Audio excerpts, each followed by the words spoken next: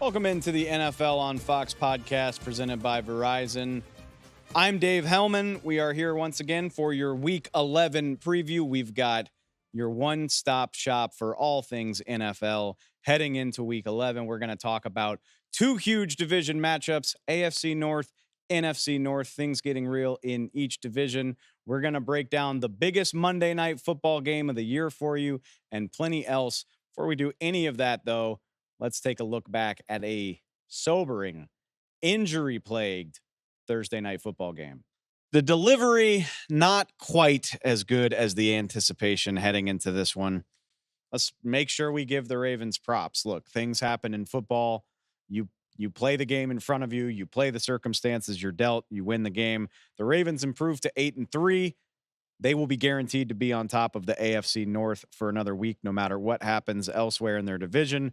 But the big story of the night, injuries, lots of them, lots of significant ones, none more significant than the loss of Cincinnati quarterback Joe Burrow to what head coach Zach Taylor called a sprained wrist late in the first half. Joe Burrow dishes out a touchdown pass to Joe Mixon in the flat to give the Bengals a 10-7 lead with just under 6 minutes to play in the first half. And you can see him grabbing his throwing arm after the touchdown pass. Maybe cause for concern. Not sure how serious the situation is. Amazon telecast shows replays of Burrow getting tackled earlier in the drive. Maybe he hurts his wrist. Like Zach Taylor said, it's a sprain. The real cause for concern, though, comes when the television cameras show Burrow on the sideline a few minutes later, trying to throw a football, trying to warm up to go back in the game. And in the act of throwing, he drops the ball and grimaces as he's trying to bring his arm forward. Seen consulting with staff, seen going back to the locker room, coming back out. He finishes the game on the sideline. Don't want to speculate too much, but when the star quarterback, one of the faces of the entire NFL, is in so much pain trying to throw a football that he drops it and is done for the night after that, it's hard not to have bad vibes. I don't know what else to say. There's not, recording this right after the game, there's not a good way to know a whole lot else. Zach Taylor did say it's a sprained wrist. Hopefully the weekend off helps. Hopefully this isn't the beginning of a very long absence for Joe Burrow. I know Twitter and the internet, there's a controversy brewing about a video that shows Joe Burrow arriving in Baltimore with some sort of sleeve or brace, whatever you want to call it, on his wrist on Wednesday before the game. I suppose there's going to be questions about whether the Bengals knew his arm was injured. I personally don't really worry too much about it. Joe Burrow clearly, he took all of the practice reps in the short week leading up to this game. If he was remotely healthy, he was always going to play. That's how football players are wired. I'm personally not so much worried about that as I am just about Joe Burrow's health. This is, again, one of the best and most visible players in the NFL. He's Cincinnati's best hope for putting together a viable run at the playoffs. I'm not sure I see this team going anywhere meaningful without him. So, again, I'm not going to speculate about it. I'm just going to wish Joe Burrow a speedy recovery. Hopefully this isn't something that derails his season beyond one night, but it was unsettling to watch him not be able to throw a football. That is what he's paid $270 something million to do. It wasn't just Burrow, unfortunately, though. I'm sure, like I said, I'm sure the Ravens will point out to you injuries happen in this game. There's a 100% chance of them. They lost star tight end Mark Andrews to an ankle injury on the first possession of the night. And though maybe you had some hope that this was going to be okay because he was able to hobble off to the sideline, Ravens head coach John Harbaugh says afterwards that it is a likely to be a season-ending injury. Haven't seen specifically what it was, but I'm going to trust the head coach at his word that this is a significant loss. We may not see Mark Andrews again this year. Obviously, I don't need to say that that is a blow for the Baltimore Ravens. Mark Andrews, one of the best handful of tight ends in football. He's been the most consistent thing about the Ravens passing game for the last 5 years. Second on the team in receiving yards heading into this game. Easily first on the team in receiving touchdowns with 6. He had 2 catches for 23 yards on the first possession of the game. Looked like he was heading toward another big night. when he was tackled down in the red zone, done for the night. The list doesn't end there. Lamar Jackson, a series or two later, tweaked his ankle. He seemed to be okay. He finished the game, but it did seem to bother him at times during the night. He kind of slid and stumbled a couple of times on scrambles against the Bengals. So, like I said, he finished the game. He seems to be okay, but something to watch when one of the most explosive quarterbacks in the league injures his ankle. Cincinnati also lost budding star cornerback Cameron Taylor-Britt to a quad injury.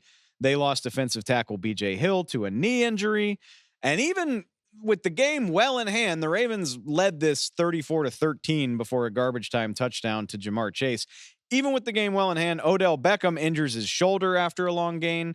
We'll get more to Odell's big night, but the broadcast says he's taken to get x-rays toward the tail end, kind of puts a damper on his 116-yard night, his first 100-yard game since the 2021 NFC Championship game. So Odell Beckham really starting to hit his stride, and then he injures his shoulder.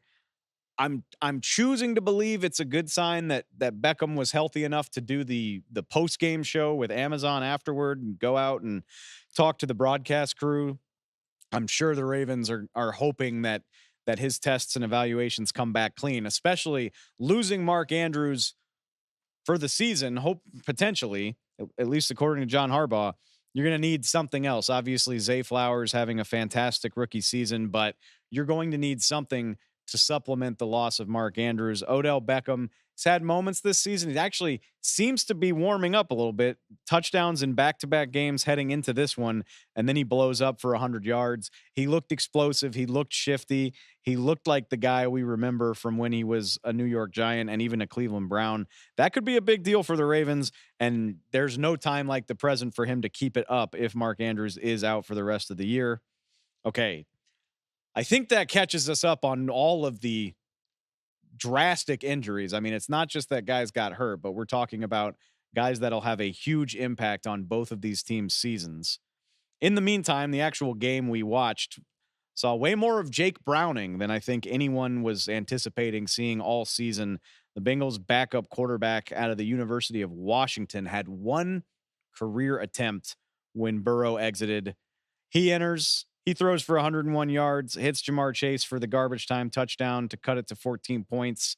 That comes way after the game was out of hand. Honestly, I don't think Browning was bad given the circumstances, but it just goes to show how hard it is for an NFL team to win, and particularly against the best opponents with a backup quarterback. I think the Bengals had roughly 90 yards of offense without Burrow. Their longest gain without Burrow was a 34-yard defensive pass interference flag. Underthrown ball by Browning gets bailed out by DPI, and that set the Bengals up for a field goal. Up until garbage time when the game's out of hand, that's about as good as it got for the Bengals. That's why I say if Burrow is out for a lengthy amount of time, hopefully not, but Bengals are now 5-5, and it is hard to imagine them doing a whole heck of a lot better if they don't have their quarterback. My goal is not to take credit away from the Ravens. Like I said, deal with the circumstances you got, and they were dominant in the second half. They go to halftime with an 11-point lead. They bled the second half out. There was never any doubt after the injury that they were going to pull away. But it's just a storyline you can't ignore. Has a tremendous impact on the outcome of this game. It's going to determine everything about the rest of the Bengals season. We'll see what happens when he gets back from injury, but the schedule doesn't exactly let up. You got another division game right after this against Pittsburgh, road trip to face Jacksonville. So that's two opponents that are well above 500. Hopefully you'll have Joe Burrow to help you out. As for Baltimore, just stack them up, man. Doesn't matter how you get them. 8-3 on top of the division. They face the Chargers next. Sucks to lose Mark Andrews, but if you get Odell Beckham going in this passing game, I think you probably feel pretty good about that. I think you'll feel even better if you can get left tackle Ronnie Stanley back. This is where the Ravens typically are at this time of year. They've done a good job of getting well out ahead of the pack in this part of the season. The interesting thing here is going to be finishing. In years past, unfortunately, it's been Lamar Jackson getting injured. Hopefully that won't be the case. He avoided injury tonight, and the Ravens get a big home win in the division. They'll be happy with it any way they can get it. Typically, our goal is to preview the Sunday slate where most of the games happen and save Monday for later, but we're going to step outside our comfort zone for a game of this magnitude. We're going to dive into Monday Night Football this week. How could we not, when it is one of the games of the season, a Super Bowl 57 rematch, the Philadelphia Eagles heading to Kansas City to face the reigning champion Chiefs. Just played a thriller in the Super Bowl, 9 months ago, and they are once again two of the best teams in the league. This game's got it all. It's got the two all-pro quarterbacks from last year. It's got two of the best rosters in the league. Taylor Swift and her family might make an appearance. This thing has everything. And to break it all down, we brought in my good buddy, Fox Sports NFC East writer Ralph Vacchiano. Broke down the entire matchup with me for Monday night. Go ahead and check it out. All right, Ralph, let's start with the obvious really quick. I mean, arguably the game of the year, Super Bowl rematch, all that good stuff.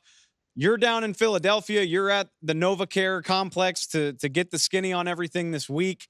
I know the Eagles have played in a ton of big games, but what are the vibes? I mean, does it feel to them? Does it feel in that building as big as it feels everywhere else?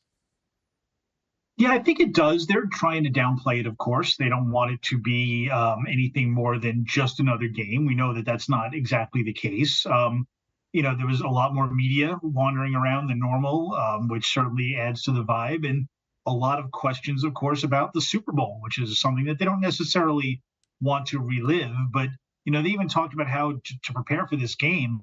The Super Bowl wasn't all that long ago. There haven't been that many changes to either team. So that was the film they really had to watch, like it or not, to prepare to play the Chiefs. So they had to sort of suffer through that and, put the emotions aside and, get out their frustrations and try to learn lessons. So, they get it. There's no avoiding it. They understand that this is a Super Bowl rematch, that the stakes are high. I don't think there's any way that anybody can completely put that in the back of their mind. I've never enjoyed the idea that this is an opportunity for revenge, because at the end of the day, the trophy stays where it is, no matter what happens on Monday night. But yeah, like you just mentioned, it wasn't all that long ago, and these two teams are arguably the best two in the league right now. Maybe it's not an opportunity for revenge, but does it feel pretty clearly like the winner of this game should be viewed as the best team in the NFL coming out? Yeah, I think so. They did say a lot in the locker room that, look, no matter what happens, we can't get the ring. We can't get the trophy. The past is in the past, but win this game and it makes you feel a little better about things. So, that's certainly a factor for them. I think they understand that a lot of people expect that these two teams are on a collision course in the Super Bowl again. They'd like to prove that, they can finish the job that they started back in February. So, I think they seem to have the proper perspective that, yeah, the winner of this game is probably going to be looked at as a Super Bowl favorite. Yes, they'll be looked at as one of the best teams in the league. No, that doesn't erase what happened in February. It just sets the stage for what they hope will be a rematch again this coming February. I don't think the league could have timed this any better. Clearly an intentional decision to have both teams go on their bye before this game. And it worked to perfection from that standpoint. It looks like these teams are about as healthy as you could expect two teams in November to be. I want to start with the obvious one. Jalen Hurts isn't on the injury report, but I'm sure at the facility there have been a bunch of questions about that knee and how he's looking heading into this game. Yeah, and a bunch of non-answers as usual. He didn't have his brace on in practice, which is a good sign, but of course it's still only practice. He says that the bye week came at a good time. He's feeling a little bit better. The progress has been made. So all the right things, I think he needed some rest. There's no doubt about it. But, how hurt has he been is always sort of hard to tell, because there are moments like in the last game where he limped off the field and everybody got really quiet in the stadium, and then he ran right back on and, ran a few plays later and obviously is still playing at a pretty elite level. So he definitely needed the rest, but he's been playing through something all season long. And, chances are that's probably going to continue. Which building off that, I think it's an underrated thing that seems like it could be a big deal to me. A lot of headlines about Nakobe Dean being placed on IR, but what I'm reading is that a guy who's got a great shot to replace him on the roster is Cam Jurgens. the right guard. Do you see him playing, and how big of a difference might it make to have the Eagles offensive line that much stronger in this game? Yeah, I think that they are hopeful that he will play. He was certainly trending in that direction. Their offensive line hasn't exactly been bad in his absence, but he's a starter for a reason. They were a better running team when he was in there, and Jalen Hurts was protected better when he was in there. So when all their parts are together, they're that much of a more whole offense. So they're certainly hopeful that they will get there in time for the Monday night game. The one guy they're missing that I think they really worry is going to hurt them is Dallas Goedert, their tight end. Last year when they lost him for 4 or 5 games, their offense was never really the same. He's the one guy, I think, when you look at their roster, especially on offense, that if he goes down, they don't really have a capable replacement for him. That can be that kind of receiver, be that kind of blocker. So they're without him at least for a few more games with that broken forearm. They think there's a little bit of concern of how they're going to replace him and what the offense will look like. But look, if they can get Cam Jurgens back, that fortifies the blocking part of it a little better than it was before. It's a great point, and I think of the Eagles as a team. They do what they do, and they do it really well. Obviously, you're absolutely right. Losing Dallas Goedert is a huge deal for this offense, but would you expect them to just lean that much more heavily on AJ Brown and Devontae Smith, or do they try to pivot? In my mind, I imagine them just leaning that much harder into what they do, which is get those guys open and get them the ball. But do you see something different maybe? No, I think that's what they'll do. Even early in the season, they weren't getting the ball to Goddard, nearly enough, in my opinion. And I think that was one of the reasons why the offense stagnated a little bit. But there's so many other things that they do well. They were riding AJ Brown to a record pace for a while. They haven't really gotten the most yet out of Devonta Smith, so they can lean on him too. Their running game when it gets going, especially they hope Jurgen's back. They can get that going again.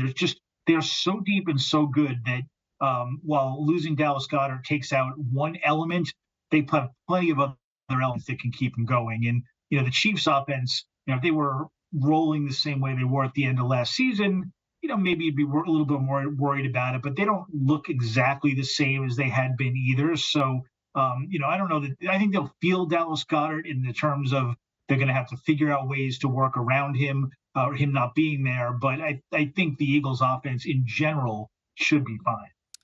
It's a perfect transition mentioning the Chiefs. I know you're not in Kansas City, but the big talk around this offense is finding somebody else to make plays besides Travis Kelce when Travis Kelce can't do it all by himself. But I'm curious, with what we've seen from the Eagles defense, do the Chiefs need somebody other than Travis Kelce? Can the Eagles slow down what the Chiefs do best, which is get the ball to their all-pro tight end? Well, that's a good question because the Eagles' coverage this season has not been terrific.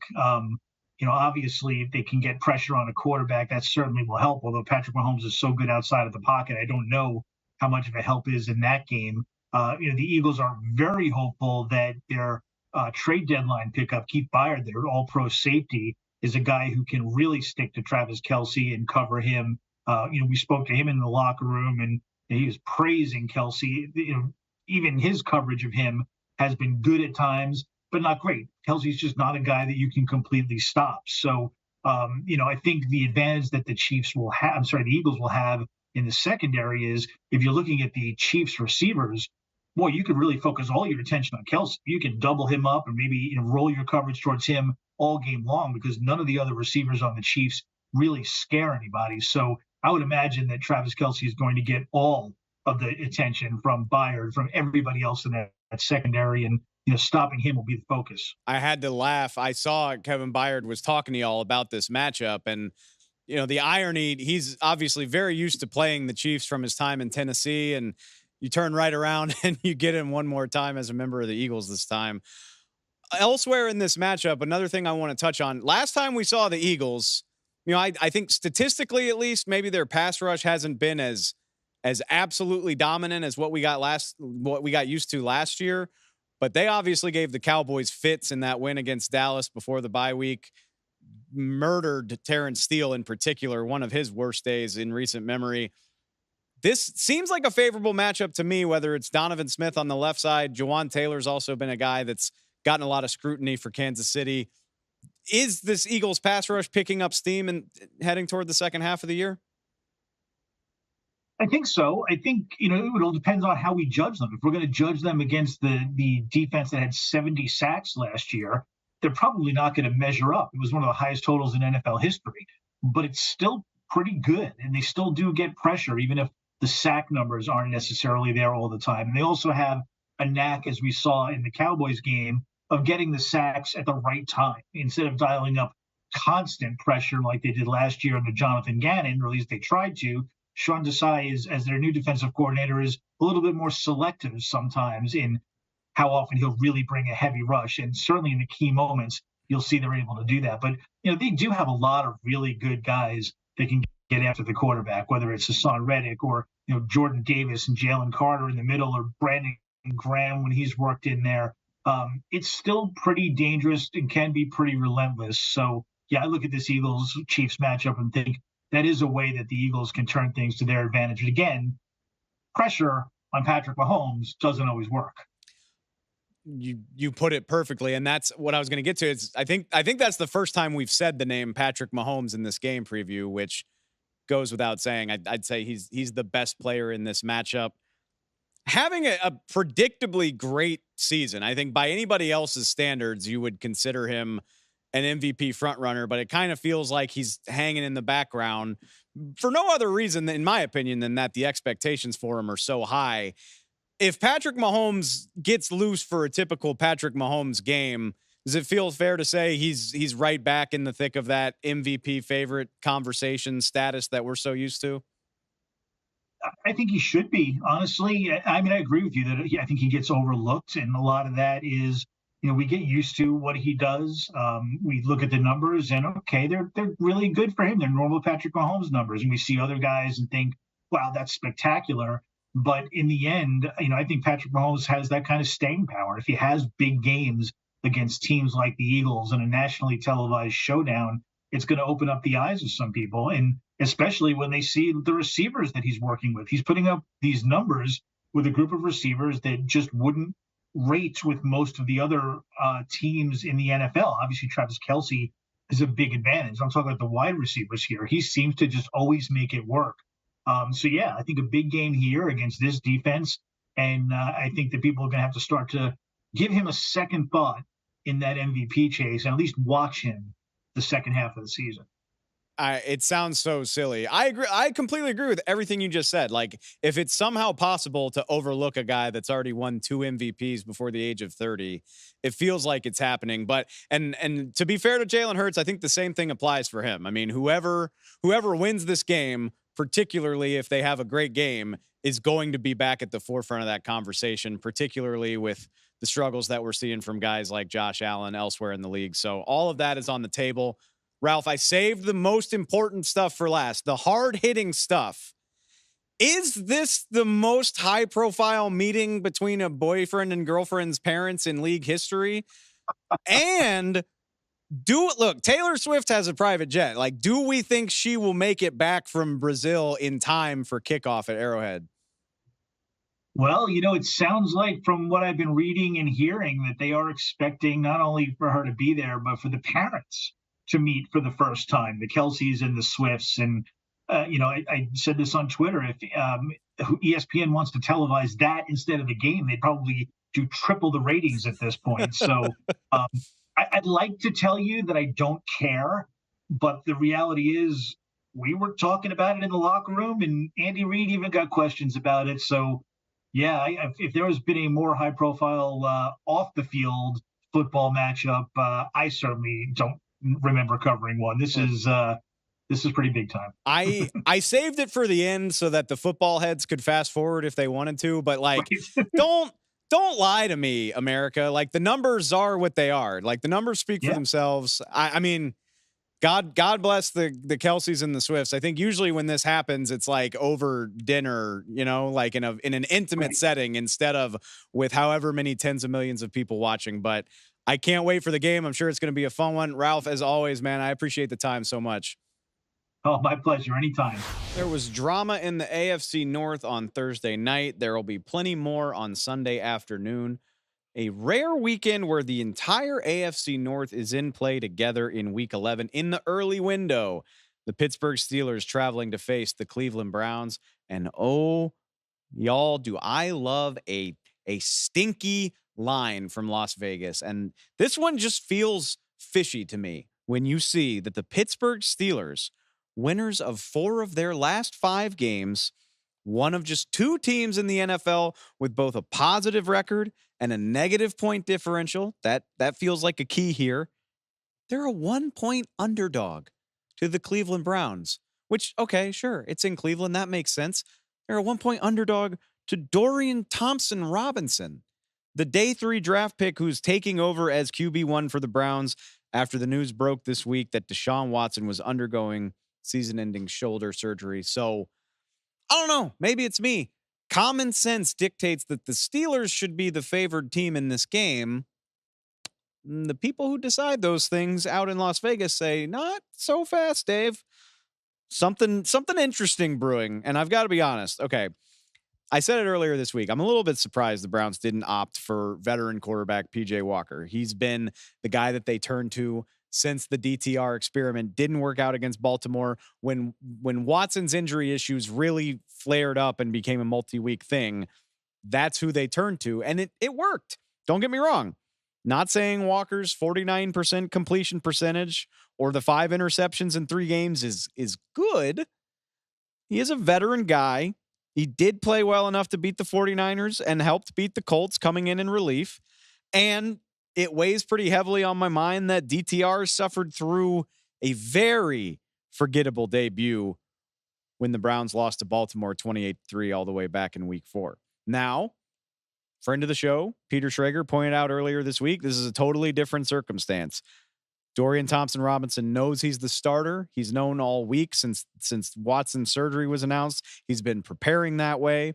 It's a little bit different than week 4 when he was thrust into the job on moment's notice. It is a different circumstance, but it's still a hell of a challenge for a 5th round pick to jump into the midst of the AFC North and the Pittsburgh Steelers, TJ Watt, Cam Hayward, all that fun stuff, all the physicality and mystique that comes with this division and these rivalries. Seems like a lot to me. Not that I have to strap up and play. Doesn't seem like the Browns are worried. They're still the number 1 defense in the league. They have arguably the best defender in the league, defensive player of the year candidate Myles Garrett.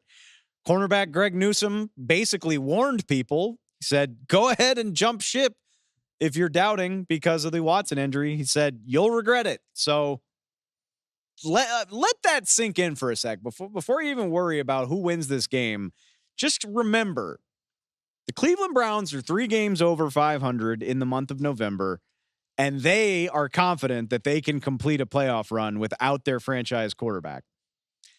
It's not improbable. Maybe not probable, but it's not impossible to think. Remember, the other side of this thing, the other side of the league, it's possible that Super Bowl 58 features the Cleveland Browns and or maybe one of the Detroit Lions. We live in an amazing time, and I just pause in the midst of a crazy season to remember the Browns and the Lions are 2 teams that you absolutely should not write off entering the home stretch of the season. Love it. Can't get enough of it. Big storyline for me. The winner of this game jumps to 4 games over 500 with 7 to play. The math is in your favor if you win this game. Of course, it seems like somebody's always due for a December collapse, but winning this game puts you in a very favorable position to at least make the playoffs. This is a tough division to win, but at least make the playoffs. According to the New York Times, the Browns' chances to make the postseason jump to an astronomical 95% chance if they win. It's all the way down at 65% with a loss. So a very massive swing. A loss would put the Browns in a hole in the division standings, whereas a win for the Steelers put them at 3-0. They would have swept the Browns. They would already have a win over the Baltimore Ravens. If the Steelers win, according to the same math from the New York Times, Steelers win would jump them up to an 80% chance at the playoffs. It's just a coin toss, 50% if they lose. This is very much a season swinging type of game. Seems like a theme for the entire weekend in that division. Who's in and who's out? I will tell you this, the Cleveland Browns injury report is long.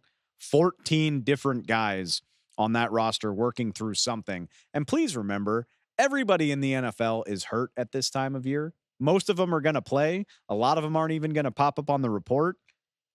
November in the NFL, not a fun time for the guys that actually have to play the games, but vast majority of the guys on the Browns injury report look like they're going to play. Denzel Ward suffered that neck injury after colliding with Ronnie Stanley in the win against Baltimore. He looks like he's trending toward playing. Same thing with guard Wyatt Teller, tight end David Njoku, offensive tackle DeJuan Jones, Greg Newsome, who I just mentioned, Grant Delpit. Did I mention there are a lot of guys banged up on the Browns? Famous last words, I know, but they're all trending toward playing. So keep an eye on that if you're a Browns fan or a fantasy football player. But the vast majority of those guys, I think, are going to be available. Big issue here for the Steelers is that Minkah Fitzpatrick still not practicing as of Thursday night. Never rule out an all-pro caliber player getting ready on short rest, but that hamstring injury seems like it's a pretty big deal. That's a big blow. I think even on a team with TJ Watt, I think you could make the argument Minkah Fitzpatrick, if he's not Pittsburgh's best player, he is right there in the mix as one of the best, one of the smartest safeties in the league. Having him going against a rookie quarterback would definitely be an advantageous situation. On the bright side, tight end Pat Freiermuth with a hamstring looks like he's going to be available.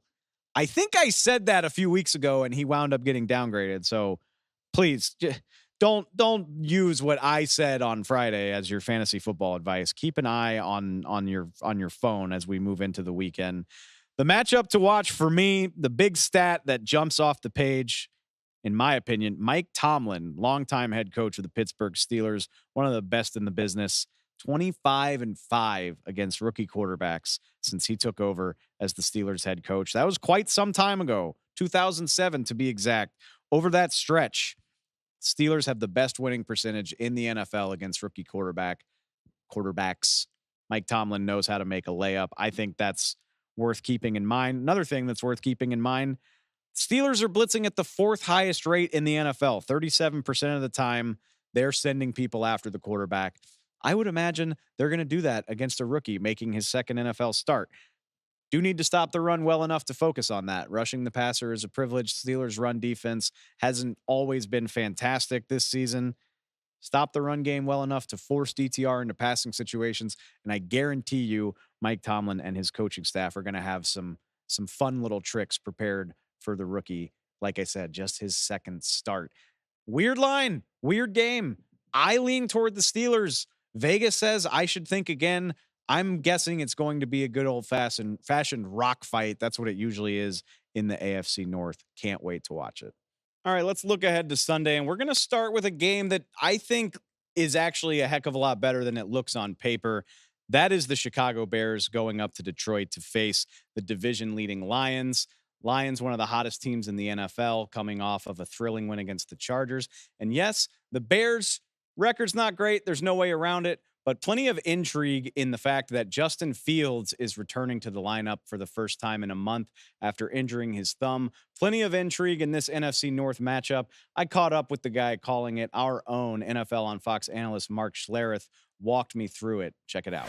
All right, Mark, Bears head up to face the Lions this weekend. I feel like if you're joining me on the show, I got to start here.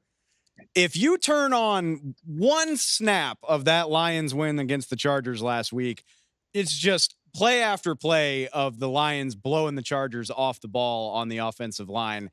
As a guy who did it at a high level for a long time, what's your favorite thing about the Lions offensive line and the way they're playing right now? Well, they're physical. They do everything well. And the bottom line, though, is that physicality. They're such a talented football team, so they can beat you a myriad of ways. And they've got a lot of players, whether they're the two running backs, Gibbs and Montgomery, or their receiving core, which is very talented, their rookie tight end, Sam. Laporte is a phenomenal young player. I mean, phenomenal. But the bottom line, when you talk to Dan Campbell, he'll tell you, we've built this team inside out. The strength of our football team, the backbone of our football team is our offensive line. And when you ask him point blank, which I have, who's the best player on your football team? Penei Sewell, without hesitation, best player on my football team. And so that's how they've built it. That's what Dan Campbell wants. He wants to control the line of scrimmage. And they can do that. The thing is, they're so incredibly balanced, the way they throw the ball, how they get guys in wide open space and get them the ball on the run. They're very creative. Ben Johnson, their offense coordinator, he will be probably, I think he'll be a head coach next year. I think he'll get that opportunity. He's done a phenomenal job with that offense with Jared Goff. But make no bones about it. The bottom line is they're going to try to bludgeon you. And, they'll do it. They'll sneak you because they're so good offensively. Like I said, they're so skilled, but they're going to try to bludgeon you. As a matter of fact, here's case in point. They had a 4th down and 5 last week against the Chargers, and they ran an inside trap on 4th and 5 and converted. Like, how ballsy you have to be to run a trap, inside trap on 4th down and 5. That is 100% all balls. So, tip of the cap to Dan Campbell, what he's established there, and that guy knows. I mean, he was a glorified. He played tight end, but he was a glorified offensive guard. That's what he was, and he understands the value of that. He understands the value of physicality, and so that's the way he's established his football team. And I tell you what, they are a fun watch on film, man. They do everything well. I want to get to Dan Campbell being incredibly ballsy in a sec, so I want to stick with that. But sticking in that vein of conversation, I mean, you played on some amazing offensive lines. I get that. I mean, the NFL is physical, regardless. You got to be confident to play in the NFL, regardless. But what does it do for the confidence of a locker room when you know that you can kind of dictate the terms of a game with an offensive line like that? Well, I think the locker room becomes very confident, and you become very confident as an offense. And, one of the things I think you have to understand is there's a difference in physicality from one team to the next team. And, that physicality travels. It doesn't matter where you play. It doesn't matter when you play. It doesn't matter the time zone, whether it's a Monday night, Sunday afternoon, doesn't matter. It travels.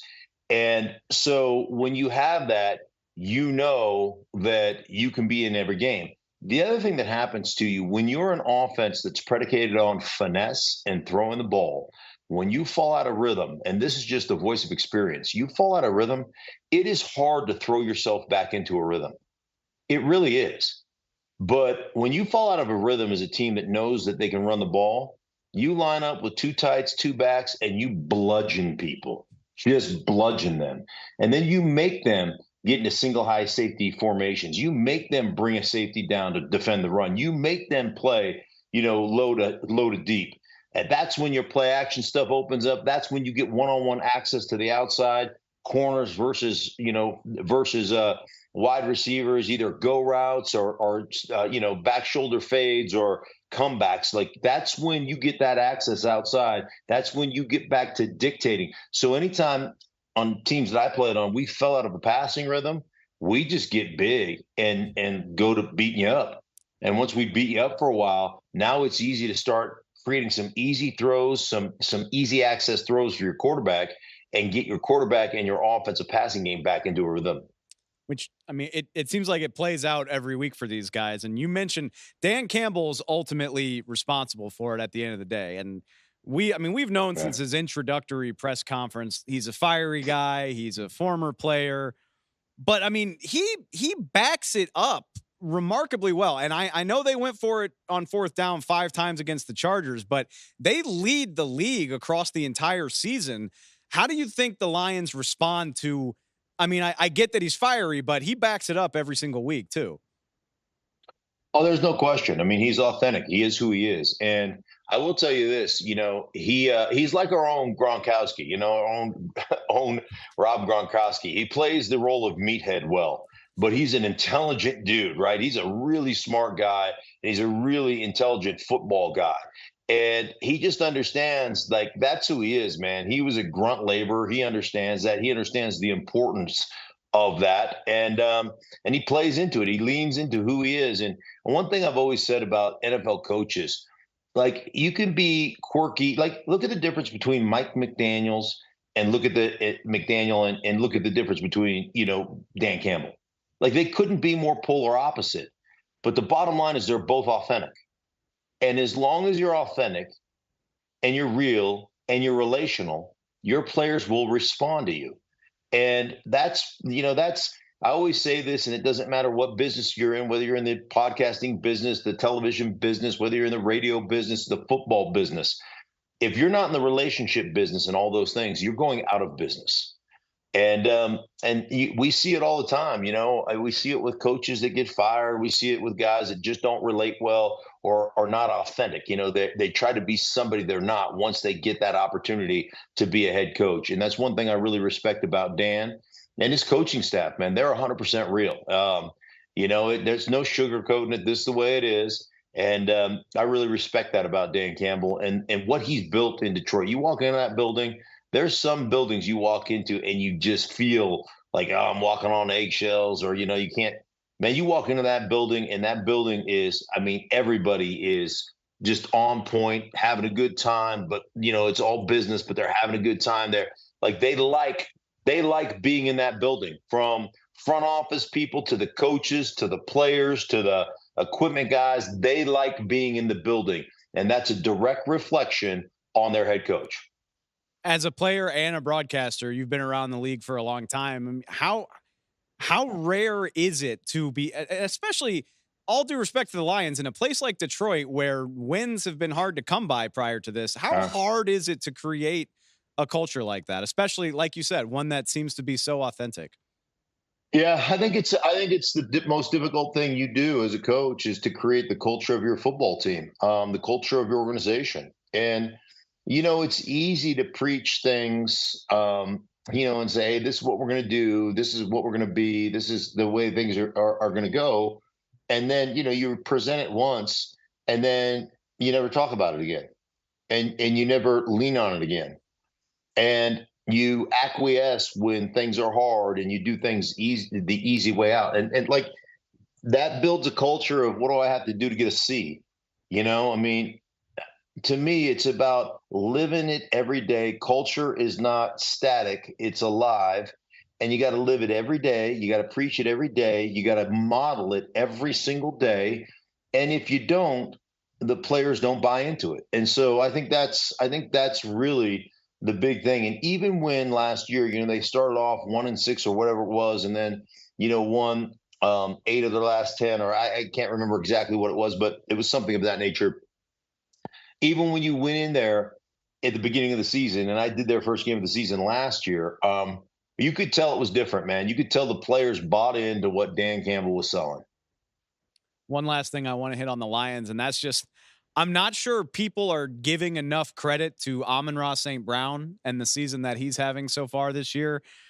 He's only fallen short of 100 yards once this season, 4 straight 100-yard games. I know there's more great receivers in the league than maybe there ever have been, but what specifically impresses you about Amon-Ra's game?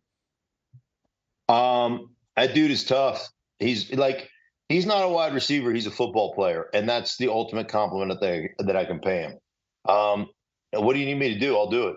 And does the dirty stuff, catches the bubble screens, goes over the middle constantly with deep overs and dig routes and, things, basics. And like he does, he catches the ball in traffic and then run after the catch stuff. He is tough.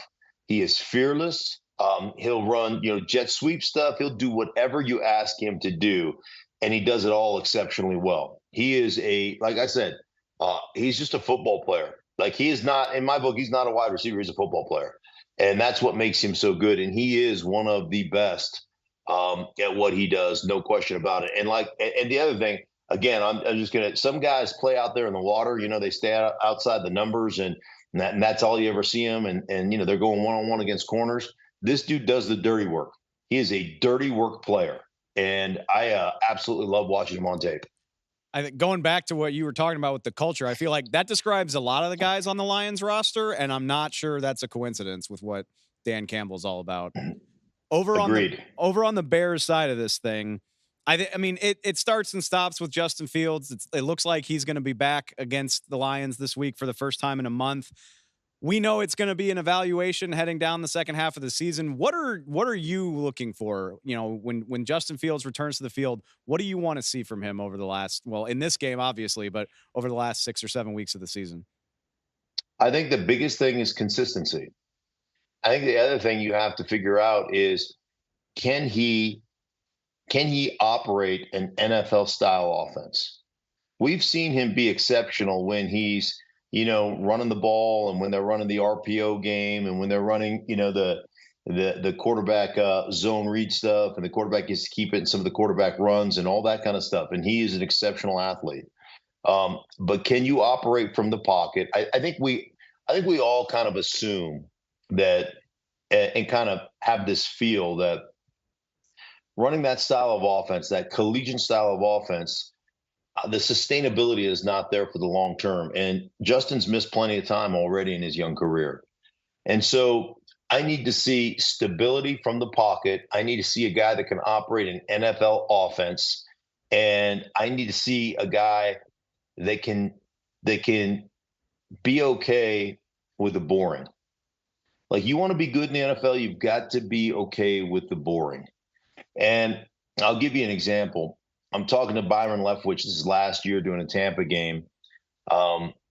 He's the offensive coordinator with the Tampa Bay Buccaneers at the time, operating with Tom Brady. And I said, what is it that sets Tom Brady apart? And he goes, that dude will take the first read in the progression. If it's a 4-yard flat route and it's open, he will take it 100 out of 100 times. He doesn't deviate.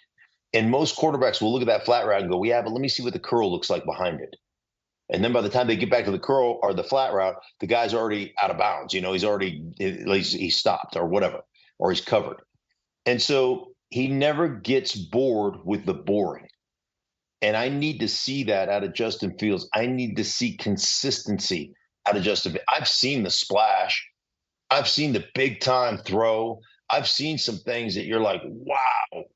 And then I've seen the rest of it. And the rest of it hasn't been good enough. I always think of Justin Fields. The first time I really studied him at a Bears game, and I thought of Justin Fields like I thought of my golf game. And that is, I can pipe a drive 320, and it could be the most beautiful drive you've ever seen.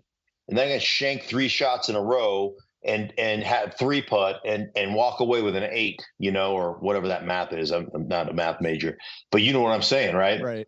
And I'm like, I don't care that I drove the heck out of the ball or hit a great second shot.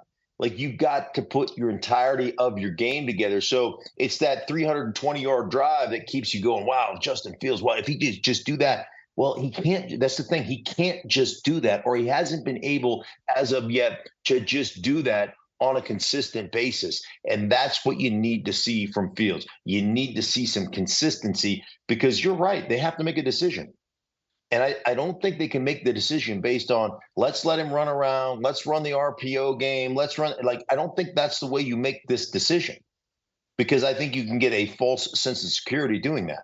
I think you've got to operate from the pocket and operate, a big boy kind of more NFL style of offense. And, we'll see if he can do that. I think that's so perfectly put. And yeah, I mean, the guy's highlights are up there with anybody's, but I think what will set this apart is maybe the plays that get hidden when you're just looking at a box score, right? How well you can be efficient, keep the offense moving. It's going to be fascinating to watch. Mark, you will be there for the start of it. I really appreciate the time, man. Thank you so much. It's my pleasure, man. Have a great night, Dave. You as well. That just about does it for the show. I say just about because we still have to get through the most frantic few minutes of the week. You know the drill. It is time for what we call the hurry up offense. There's still 10 more games to get to on the week 11 slate. We are going to take you through all 10 of them, give you a nugget, give you an interesting tidbit to get you ready for it, get you on your way as quickly, as efficiently as possible. My wonderful producers, as they always do, are going to give me 3.5 minutes, and I'm going to get you through the rest of the week as we head towards Sunday. Let's start it off in Miami, where the Las Vegas Raiders are going to face the Miami Dolphins. I love the vibes in Vegas under interim head coach Antonio Pierce, but let's keep it real. The 2 wins so far have come against 2 of the 3 worst offenses in the NFL. That's the New York teams, the Jets and the Giants. If the Raiders can win in Miami or even compete, just be competitive. Dolphins, best offense in the league, leading the AFC East. Devon Achane, the sensational rookie running back, he's coming back. Compete in this game, or dare I dream win it, and I will take the Raiders much more seriously as a playoff contender. Titans at Jaguars. I don't know if beating Will Levis and the Titans is going to make anybody forget about the Jags losing by 30 to San Francisco, but right now, Jags, be more concerned with holding off the Texans. They are coming in the AFC South. They are coming up the standings. They already beat the Jags once. Worry about style points later. Get a key division win against the team you should beat at home. Chargers at Packers. Maybe the cure for an inconsistent offense is a bad defense. Green Bay hasn't topped 350 yards of offense in almost 2 months, but the Chargers, 27th in defensive DVOA. They're not good. Giving up 450 yards 4 times, 500 yards twice, including 500 yards last week against Detroit. Maybe this is the breakout opportunity people are hoping for from Jordan Love and his young receivers. And again, Packers are 23rd overall in defensive DVOA, struggling against the run. Not what you would call a wonderful unit in their own right. I'm just hoping for points here at Lambeau Field. Hopefully this one's as goofy as the stats suggest it could be. Cardinals at Texans. You couldn't really write off the Cardinals when Josh Dobbs was starting at quarterback for them. So you damn sure can't rule them out with Kyler Murray back in the fold, as he already proved against Atlanta. Could be 3 straight shootouts for Houston, Tampa Bay, and Cincinnati. This could be another fun one. Texans are looked at as a favorite now. They're at home, but let's not give them too much credit too soon. This one could be tough. Cowboys at Panthers. People will call this a trap game. I don't know when we've seen the Panthers display enough firepower to compete with a team like this. I don't take that seriously. Even if Dallas looks ugly, it's hard to imagine a world where they actually lose this game. Of course, please play this back for me on social media when I'm wrong. Problem for Dallas is you're not going to shut up any naysayers no matter what. You might as well win convincingly. I don't see much of a shot for Carolina. Giants at Commanders. Tommy DeVito is a really cool story. I'm just not sure how watchable the Giants are right now. Sorry. Having said that, Commanders already lost to them once. Watch them mess around and do it again. Buccaneers at the San Francisco 49ers. Problem with Tampa Bay for me, they're simply too one-dimensional on offense. I don't trust the Bucs to run the ball well enough to threaten the Niners. I like the Buccaneers. I say it every week. This game on the road, I like the Niners to win it fairly comfortably. Jets at Bills. Jets are 5-5. Jets have switched offensive coordinators in the middle of the week, and now Stephon Diggs is debating with the media about what his brother's tweeting on social media. Imagine, like, as bad as this is, imagine how bad it's going to be for the Bills if they manage to fall below 500. For the sake of the people covering that team, I hope it doesn't happen. Seahawks at Rams. Do not allow yourself to forget the Rams already won this game in convincing fashion. I know week 1 was a long time ago. These aren't the same teams. Matthew Stafford's back, though. I'm just saying, crazier things have happened. Rams are only a 1-point underdog. Let's wrap it up. Vikings at Broncos. Shocker of shockers. People were making fun of this matchup 2 weeks ago. Okay, there's the buzzer. I know. People were making fun of this matchup 2 weeks ago. They're 2 of the hottest teams in the NFL right now. Vikings on a win streak. Vikings averaging almost 30 points a game since Josh Dobbs got to town 2 weeks ago. The Broncos haven't allowed more than 22 points in more than a month. What a surprisingly good nightcap. I can't believe I'm saying it. Yes, I am excited to watch the Vikings take on the Broncos. That does it for the show. I came in close enough that I don't feel bad about it. We will be back one way or the other, no matter what happens. We're back Monday to break down week 11 for you. We will have all the reaction from all the games. And of course, we already previewed it. We've got Eagles Chiefs on deck. Not often the very best game of the weekend coming on Monday night. So we will have plenty more to say about that. Please, in the meantime, go find us on Spotify. Go find us on Apple Podcasts, YouTube. Find the subscription button. Please do it. We will be here Monday to break everything down. We will get ready for the big one in Kansas City after that. Can't wait for week 11, y'all. I'll catch you soon.